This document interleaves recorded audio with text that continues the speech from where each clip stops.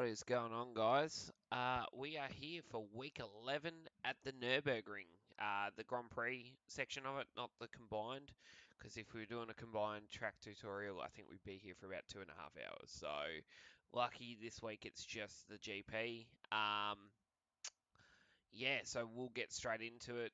Same as always, we'll break down the lap for you, and then there'll be a fast lap at the end if you guys want to ride on board and watch the fast lap. So, it's a little bit unique in the way that some of the corners here you definitely sort of sacrifice to make speed out of the next corner and stuff like that. So we'll go through that as we're going through the lap. But other than that, that's about it really. So we'll get into it. We'll head down into turn one and we'll show you where we're braking. So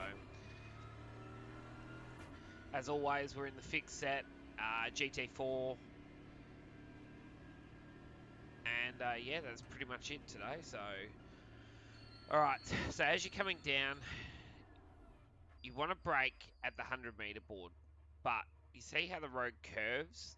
You don't want to follow the road, if that makes sense. So as you're coming down the straight, you kind of diagonal the car from the edge of the road to the 100-meter board. So I sort of like use the end of that grandstand if you got your grandstands turned on. So I sort of try and line up driver view straight in front of that, and that's the angle I want because that avoids the edge of the road at the start, but it gets you close enough to the edge of the road at the end of the braking zone to turn in to give yourself the maximum amount of turn into turn one. So 100-meter board, back to second gear. So braking here, let the car track out to the curb. Second gear, you want to turn the car quite early to get the car to, you don't want to hit the cone, but you want to get it quite close to the cone. So the earlier you turn, then you can sort of get the car to rotate over the curb because it is quite a drop in the corner as well. And then you'll be able to pick the throttle up nice and early, carry the speed out, stay in second gear, let the car track wide. Then to the centre of the road, stay in second. A little lift here to get the car to start to pivot back towards the curb. As soon as it pivots, then pick the throttle up to third. Now this is the first of the sacrifice corners. So you're looking at about, it's about here. There's, the best way I can describe it is on the inside, the catch fence divots in. You just want to brake just before that. So you're actually braking quite early here, right? So third gear, back to second. As you come into the corner, you want to stay nice and wide. And then as you get in, as soon as the bitumen changes colour, that's where you want to start to pivot the car at the corner. And you want to put half the car over this curb, right? So you're setting yourself up over here. So see what you've done is you've sacrificed the entry. You're not using all that track space over there, but look at where you're positioned now to attack the next corner. So from here, we're able to come straight across in second gear. Little bit of curb.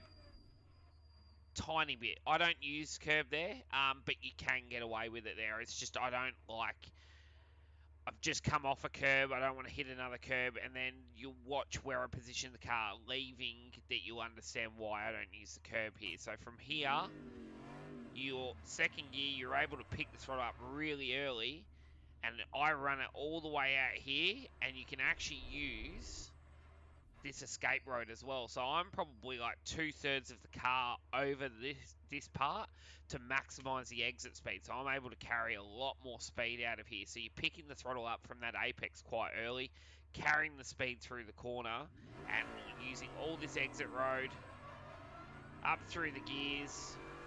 So third, you'll get to fourth gear. You want to brake at the end of the cones. So right here, back third gear. Then when you turn the car in, same again here. You can attack this one a little bit more. You want to get nice and close to this apex here, midway through. I will sometimes track to the middle, but I try and stay to the outside as much as possible, right? And then it's about here you're braking, so it's sort of as the curb finishes on the outside, and you can see that sort of like gravel dirt road that they use to get behind the sand pit down the back there. So back to second gear. Get the car to turn in nice and early again on the curb. pick the throttle up really early here. You'll be able to. You'll understand once you actually do it. You'll be able to pick the throttle up really early, let the car roll over the back of the curb here, and use all this. It's just giving you more advantage to pick the throttle up earlier. Up through the gears, up to 4th gear. Now this one's a bit different and unique. It's kind of like your standard hairpin, but because it's banked slightly, you can kind of get away with a little bit more momentum rolling in it. So this is where I brake from 4th gear, back to 2nd gear. You want to come down, you want to follow this white line till it starts to curve out, right? Then you want to come away from the line. Because you're braking quite late, you'll find you'll go quite deep into the corner, so you'll get to about here, right? But then what's going to happen is, because the hairpin isn't a tight, sharp one, see how the car's starting to turn back, and I'm already seeing the apex on the exit. So if you clip the apex right where you want to clip it, which is right here on the exit, you're practically straight to carry the speed up the hill, which is where you're going to make the most time. So you're sacrificing a little bit of your entry for your exit. Here's pretty simple. Get up on the curb slightly, turn in, touch this curb, but use more of this back curb here, just through the gears. It's a slight lift on cold tyres. As the tyre comes up, you should be able to hold it flat. Up to 4th gear, stay in 4th. At the 100-metre sign, you want to brake. Back to 3rd. When you turn the car in, you want to turn in at the escape road on the right-hand side. And then as soon as you turn in, try and get as much of the car over this green bit as possible. And then it'll set yourself up hopefully in the middle, so you have less time to track back to the left-hand side to set up. So 3rd gear through here, it's a little lift, get the car to rotate in. As soon as the car's rotating in, pick the throttle up, carry the speed, use the back of the curb again, through the gears.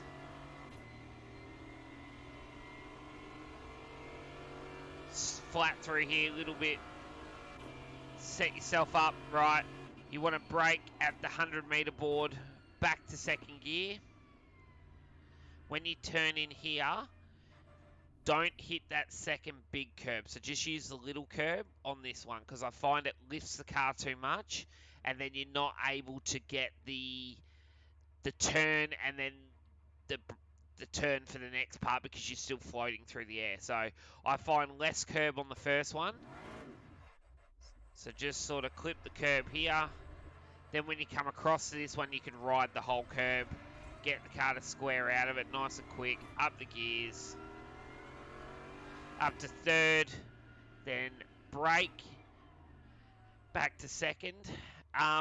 This one's a bit unique. I like a late apex. Obviously, as you guys have found out by now, I find that I prefer to attack the exit of the corner more than the entry. You can sort of... Really, it's the only way I see possible to get good speed out of it, but somebody else might have a double apex technique that might work here. But yeah, just personally for myself here, I wait till I get to the cones, then I start turning the car at the corner. I sort of sit mid-track until I get to about that pit wall entry, and then I start to turn the car back at the curb, nice and close to the barrier on the exit, square the car up, let the car run nice and wide.